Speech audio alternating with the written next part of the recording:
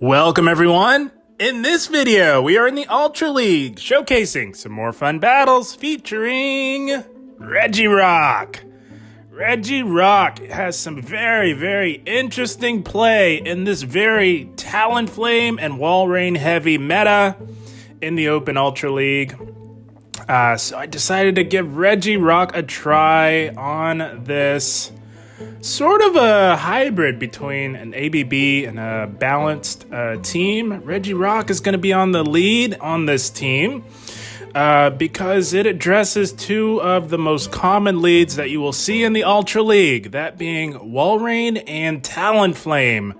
So you're going to be winning lead a lot with this team. And on the safe swap, making another return, Taapu Fini, this time as the safe swap. Taapu Fini, very strong in the Ultra League. I've been having a lot of fun running Taapu Fini. Very unique typing of water and fairy, addresses those strong dark types in the meta. The fighters as well, it addresses. It has a lot of broad play on the meta. You can do very well up against Swampert, Jellicent, Walrein, depending on the shielding scenario. Taapu Fini is definitely here to stay in the Ultra League, and it does prove to be a very solid safe swap. You'll often draw out a Nidoqueen if they have it, or Poison Dark. Then you can come back in with Regirock. That way, Griatina does not have to see the Poison Dark type if they have it on their team. Griatina is also in the back on this team. So I wanted two Pokemon in the back that could address the fighting type weakness of Regirock on the lead. But the double-edged sword with that is the two most common fighters would be Obstagoon and Scrafty. Of course, Obstagoon's not an actual fighter, but it sort of does play like a fighter. So both of those Pokemon can present some interesting challenges. Cresselia is also a massive problem for this team, but it does take a team effort, and it can be done. But without further ado, we are going to dive into a couple of bonus battles that I thought were tons of fun. And here we go, picking up an awful lead right off the bat, Scrafty. So we're going into Taapu Fini, and they make a play into Jellicent. So this is a tricky matchup for Taapu Fini. It is a bait game. Gonna have to call some baits if we hope to flip switch advantage here. Gonna go for the Moonblast right off the bat. And the way Jellicent typically plays, the most common play pattern is they will go for the Shadow Ball right off the bat, and they will have to bait at some point to grab another shield so that they can set up another big Shadow Ball. Gonna call this next move as the Bumblebee bait, and it is making the calls in the Ultra League. You love to see it. And because that Jellicent tanked the Moonblast, we can actually just go for the resisted serves from here on out. That will do enough resisted damage, plus the water gun, fast move pressure should be enough to send this Jellicent packing. Gonna shield up the second Shadow Ball, and we need to make it to two surfs. We're not quite to the back-to-back. Gonna go for the first surf here, and I imagine this gets the shield, and it does. And we need to just make it to one more surf, and oh my goodness. We lost CMP. It came down to the CMP tie. That was rough. So we're coming in with Regirock and gonna look to aggressive farm down this Jellicent with resisted lock-ons. I'm thinking shields down, Regirock with an energy lead may be able to pull it out against Scrafty because we are running the Legacy move of Earthquake. I like Earthquake for Regirock. It is so spammy. Earthquake is amazing on it. And they make a play into a Talonflame. So we just want to get rid of this Talonflame. Even a resisted, boosted Brave Bird would do quite a bit to Regirock when shields are down. So looking to be up against it here, guys. This is looking pretty rough for us. Not gonna lie, they do hit us with the Brave Bird. They need another move to take us out, so we're gonna throw right away, get rid of the Talonflame, and try our best to chip that Scrafty with a Dragon Claw if we can. There's no way that the Scrafty is farming down, and they need a foul play, and they do get to a move. The question is, are they just going to try and power punch farm down or go for the foul play? They do go right for that foul play. And they had a move ready for our Regirock. My goodness, guys, this is looking so rough. Gonna go for this Earthquake here. They do hit us with that power-up punch, so these counters are really going to start to hurt, and we're going to try our best to make it to one more Earthquake, and we do! Guys, they need foul play to KO. Power-up punch is not going to do it. Regirock, too bulky for that, and we get to this Earthquake. Holy smokes, Regirock coming in clutch. The question is, does it KO? And it does! And Regirock, holy smokes, sends the Scrafty packing. My goodness! That's going to be a good game. Well played. Regirock is so powerful in the Ultra League. Guys, it spams these nuke moves as if they were bait moves. That is insane. And here we go. Picking up an awful lead, and Shadow Politoed going to go into Taapu Fini. And they counter swap us with a Shadow Nidoqueen. So we are going to obviously lose this mid-game matchup, but not before pressuring some shields and health on this Nidoqueen. No sense in trying to flip this. It's not going to happen. Once they get that debuff, these poison jabs are absolutely going to shred. Trying to make it to another surf, but we can't quite make it there. We did grab a shield advantage, and that is a plus for us. So we're going to come in with our Griatina to play this out. We don't want to have to play the bait game with this Nidoqueen shielding up, double resisted, poison fangs. I just don't want to play that bait game. So we're just gonna play it safe, take out the Nidoqueen with our Griatina, and they meet us with a Grand Ball. At the time, guys, I didn't see that it was running Snarl. We actually could have stayed in there. But we make an aggressive play back into our Regirock. Gonna go for the Stone Edge on this Politoed. They do tank it, and that does a lot of neutral damage. We're gonna have to start shielding these. Another very tricky team to play against. Snarl Grand Ball can be quite formidable. Very interesting alternative moveset.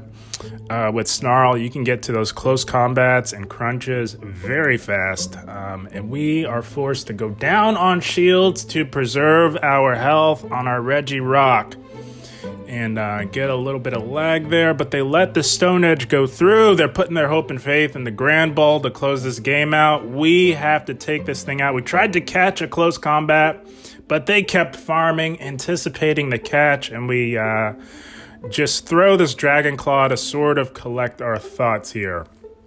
Trying to calculate how to take out this Grand Ball. It absolutely can put in some work on these remaining two Pokemon. And they do hit us with the crunch. They need 2 to KO. They are still up a shield.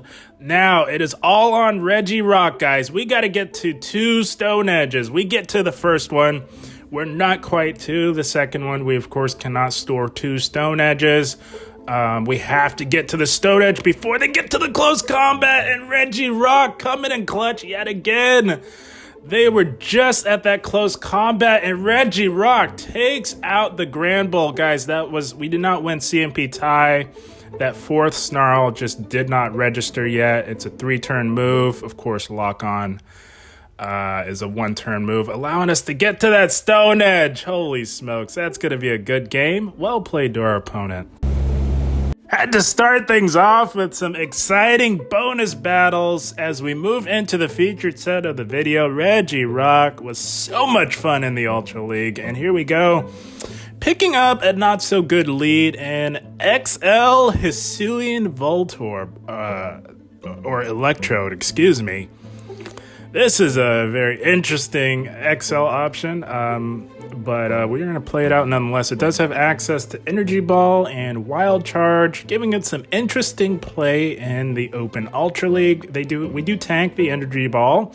Regirock has some very nice bulk. We can tank that, no problem. Going to go for another Stone Edge here and see what they want to do. Oh, they catch on a Politoed. Did not even see that. That's a slick little catch there by our opponent. But we come in with Taapu Fini because Taapu Fini has the worst matchup against that Hisuian Electrode, so this would be the proper alignment. Of course, we don't know what else they have in the back. This Politoed is just going straight resisted Weather Ball, so we're gonna go for our own resisted Surf at that, and it will chip quite a bit. It does a decent amount of resisted damage, and not going to shield anything from this Politoed. It does not pose much of a threat at all to us. And they look to make a combo play here, guys. So we can let this go. And you got to know when to pull off the flashy and effective combo play. That was not an appropriate way to play that or to make that play, because now they're locked in here and they're going to get farmed down because our Griatina hard walls this Hisuian Electrode, and I think they realize they made a mistake there and they concede the match. That's going to be a good game. Well played to our opponent. So guys, in case you're wondering on when the combo play is appropriate, it's generally when your opponent only has one shield left and you grab that shield, then you can make that flashy combo play to get off some damage. But here we go, finally a positive lead in Charizard. They aggressively swap into a Surf Edge, and holy smokes, this thing core breaks our entire team. But what we have going for us is that it is basically made of glass. The most fragile glass in all the land, I might add. So we're going to look to play this out. We did tank the Leaf Blade because these counters are resisted with our Fairy typing. And going to look to shield this because they are trying to overload on energy. We want to force them to throw that energy, which is why we shielded. So once we're not gonna tank or shield this. We're gonna let our Taapu Fini go down and then look to hard farm down with our Griatina. And they didn't build up to a potential Brave Bird, so it looks like they're running Night/Leaf Blade, and that doesn't do a whole lot to us, as we are about as tanky as a Pokemon gets, as they make an aggressive play into a Samurott. So Griatina has some very nice play against this entire team. They do still have that Charizard in the back. So just got to spam this Samurott with as many Dragon Claws as we can get to, because this thing is building up energy for days. They're farming for days here. I had a sneaking suspicion that they may have been running Blizzard, and we're going to try and one-shot our Griatina with a massively super effective Blizzard. So we actually shield here, and they go for the Hydro Cannon. I don't know, guys. They may have had Blizzard, but we will never get to find out, because we're saying bye-bye to Samurott, and they do have that Charizard left. The Surfetch is still alive in the back with low health, though. So gonna chip with a Dragon Claw and make an aggressive play into our Regirock. They do come back in with the Surfetch, but we farm it down with Lockdown.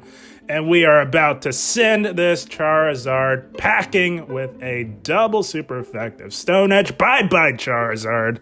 And Regirock closing the game strong yet again. That's going to be a good game. Well played to our opponent.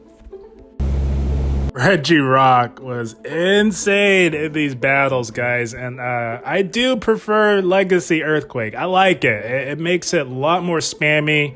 Gives it some nice coverage on the steel types as well. And here we go, picking up a decent lead in Walrein. Of course, this Walrein can really fight back with the threat of the super effective Earthquake, but we do outpace to those Earthquakes. And we do draw a shield from the Walrein here. Gonna look to get to another Stone Edge here. A lot of Walreins are going for these big Earthquakes right off the bat, so we're going to shield that. And we do correctly shield up the Earthquake. Going to look to go for another Stone Edge, and they tried to catch. We held on to that energy. They make a play in the Cresselia. This is the problem for this team. Cresselia has very good play against all three of our Pokemon, provided that they are running the Legacy Grass Knot. But they don't need Grass Knot for the Griatina matchup. Of course, they just go Moonblast in this matchup, and we can tank a Moonblast, no problem. So we're going to look to play this out a little bit. It's a very close matchup between Griatina and Cresselia. Going to go for the Shadow Sneak here.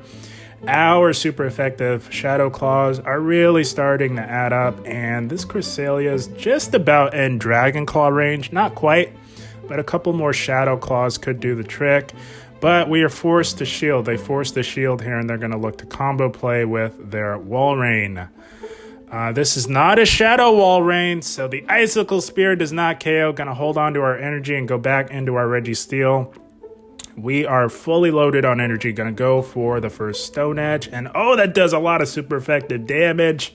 Kind of crazy, guys, that it doesn't KO. That's how tanky Walrein is. That's insane. That's a Stone Edge with Stab from a Pokemon that hits pretty hard. Walrein is a monster, and of course they do get to the Earthquake. We are definitely within Earthquake range, and that does KO. So we're going to come in with Taapu Fini here and look to aggressive farm down the Water-type Walrein. The very thick and tanky Walrein at that, and they do hit us with an Earthquake. We tank that no problem. Taapu Fini is quite bulky, and they've got a Talonflame left. Wow, okay, so this is looking pretty good for us. We do go for that super effective Surf. They've got a Brave Bird to take us out. And I do imagine they do go for it. There's no reason not to. Shields are down, so it is all on our low health Griatina, guys.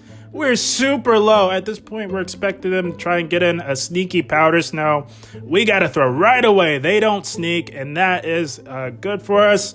But guys, I lost track of the health on that Cresselia in the back. We need one more Shadow Claw for the Dragon Claw, and we overtap, guys. And we lose. If we had just hit that Dragon Claw, we would have won this one, guys. That's how close this game was, but you know, in the midst of battle, it's tough, but good game. They played that very well. Good game to our opponent. Last battle just goes to show you gotta keep your cool and don't get too emotionally caught up in the battle. But we press on, guys, picking up another awful lead in Escavalier. Oh my goodness. So we go into Taapu Fini here and gonna look to get off a Surf, but they tried to catch that water type Surf on their water type Samurott, and Taapu Fini is gonna have a field day with this Samurott, guys. Samurott can do nothing to Taapu Fini. We resist everything that it could possibly throw. We are not shielding anything. And then Mega Horn does laughable damage. We do resist that with our Fairy typing. Gotta look to go for the resisted Surf. That's all we really need at this point. And we say bye-bye Samurott. And they do come back in with the Escavalier. That's why Taapu Fini can flip some mid-games for you for sure. Taapu Fini is quite fun, and they do take us out with a drill run. Oh, just about. Holy smoke. Taapu Fini is so tanky, guys. It didn't KO, but we come in with Giratina. They had an Incineroar in the bag. It was just about lights out. We had the alignment. That's going to be a good game. Well played to our opponent.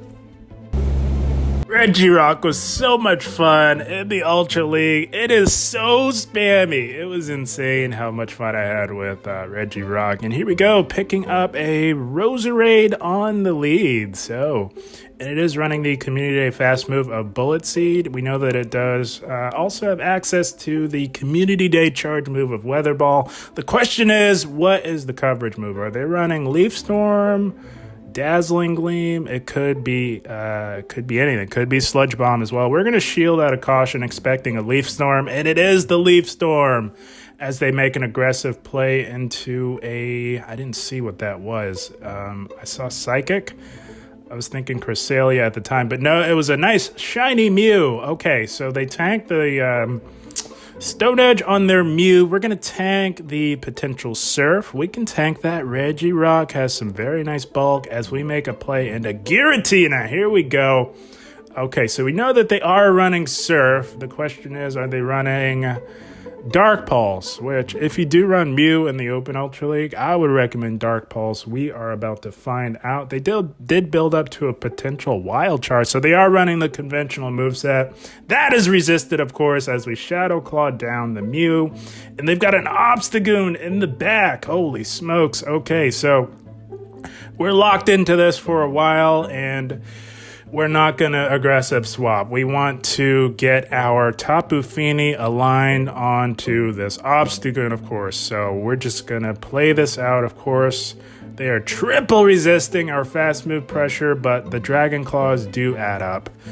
And they're going to look to go for a Night Slash. That, of course, does not KO. They are going to need another Night Slash, and they are over farming by quite a bit. In the midst of battle, I was concerned on if this Obstagoon was running either Gunk Shot or Hyper Beam. That could pose some problems for our Taapu Fini, of course.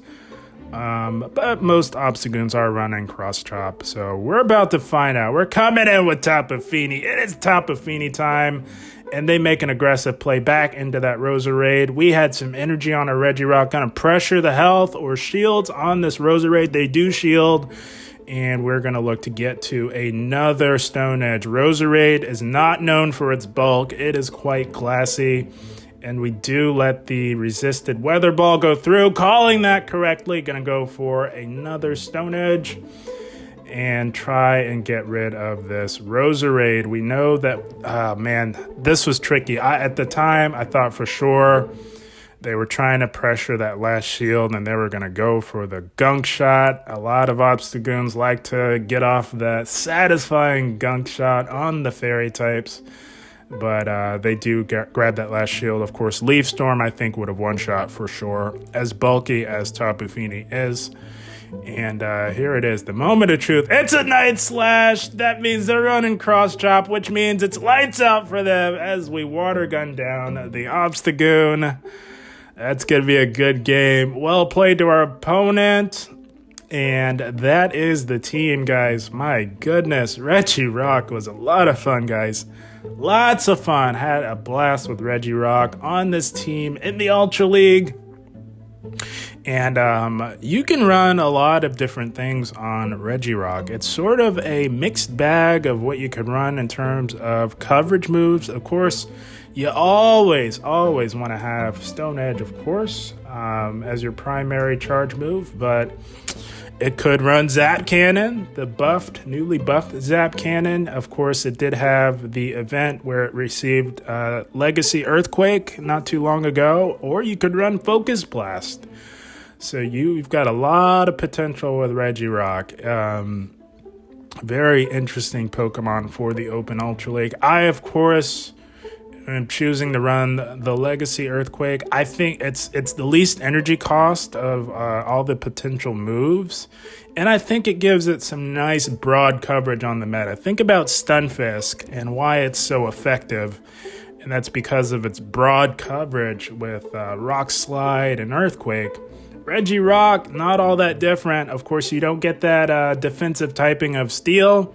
But I think being able to spam your hard-hitting charge moves as if they were bait moves really makes up for that, guys. Regirock is extremely spammy when it gets to these big, hard-hitting charge moves, which is what makes it so effective. And, of course, on the lead, a lot of people love leading with Walrein and Talonflame. That's a massive percentage of lead wins in the Ultra League. You pair that with two Pokemon that can handle the fighters. They both have excellent bulk, and you got a recipe for a solid team in the Ultra League. Guys, I had a blast. I hope you all enjoyed. As always, I thank you for watching, and keep up the grind. Thank you, guys.